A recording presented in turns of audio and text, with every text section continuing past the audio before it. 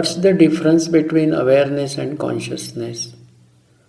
Nisargadatta Maharaj's teachings are known for their spontaneous nature, addressing various topics without any prior planning. Despite diverse topics, his teachings ultimately center around understanding oneself, the world, and the nature of reality. So, what's the difference between awareness and consciousness?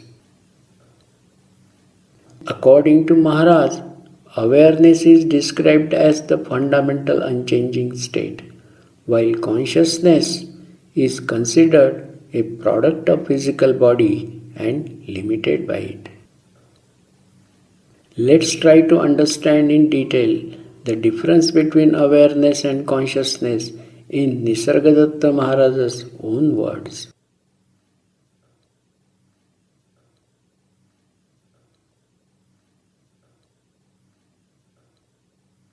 Nisargadatta Maharaj observed that awareness is of the Absolute and therefore beyond three gunas, that is gunatita.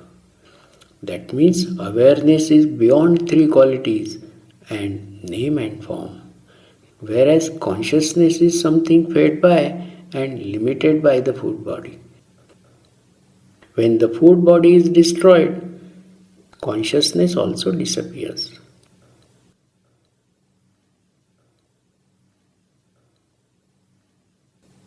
Mind you, no one dies.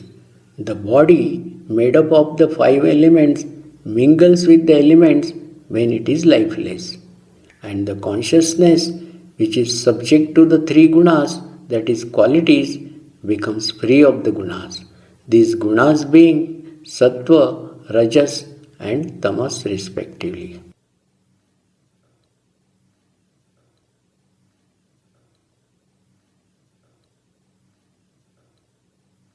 Awareness is the primordial original state, prior to the concept of space-time.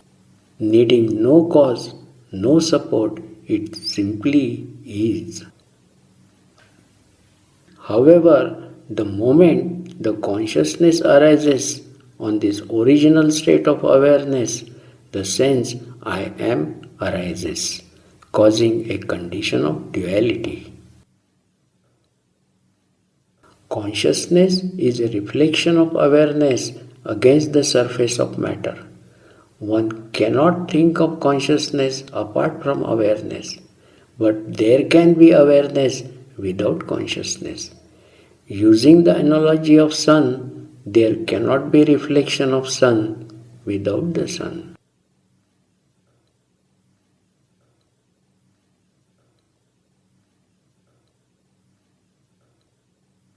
In deep sleep, for instance, there is no consciousness. The consciousness is resting, but awareness is certainly there because on waking, one is aware of having slept, but only on waking.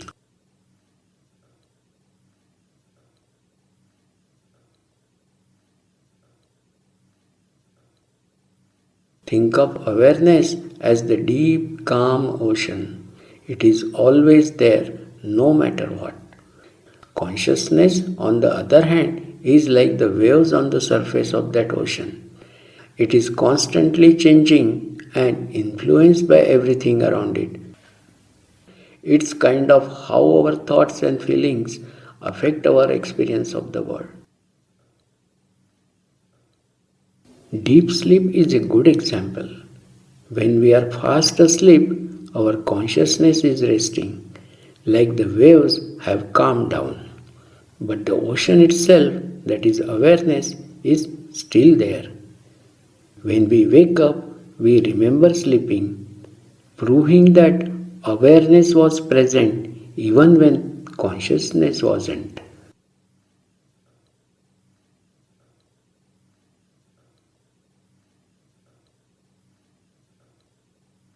Maharaj never allows us to forget that it is the consciousness alone which is our constant companion and that it is the continuous attention to one stream of consciousness that takes one onto awareness, the basic existence, that which is life, love, joy.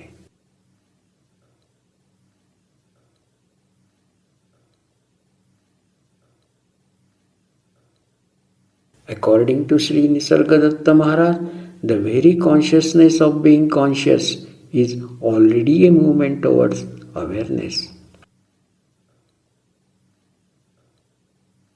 The mind by its very nature is outgoing, always tending to seek the source of things within the things themselves. When it is directed towards the source within, it is almost like the beginning of a new life.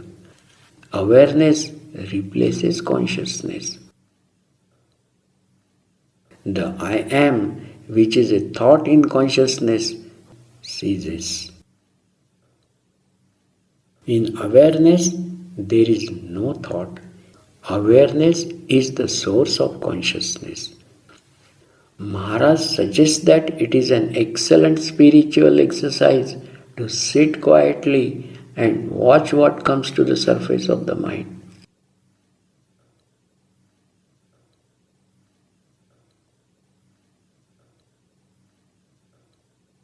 What we call thoughts are like ripples on the surface of water.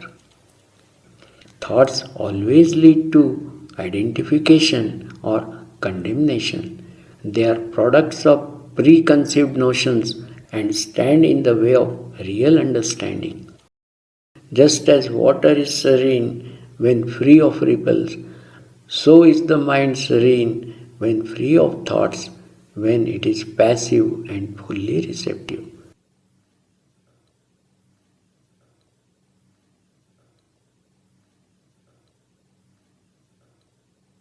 Nisargadatta Maharaj says, in the mirror of your mind, all kinds of pictures will appear, stay for a while and disappear.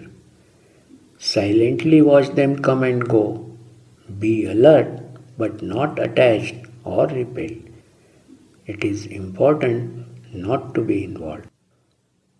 This attitude of silent witnessing will have the effect gradually of driving away all useless thoughts like unwanted gates that are ignored. This practice of silent witnessing can clear out the mental clutter and allow you to tap into that deeper ocean of awareness where true understanding and peace reside.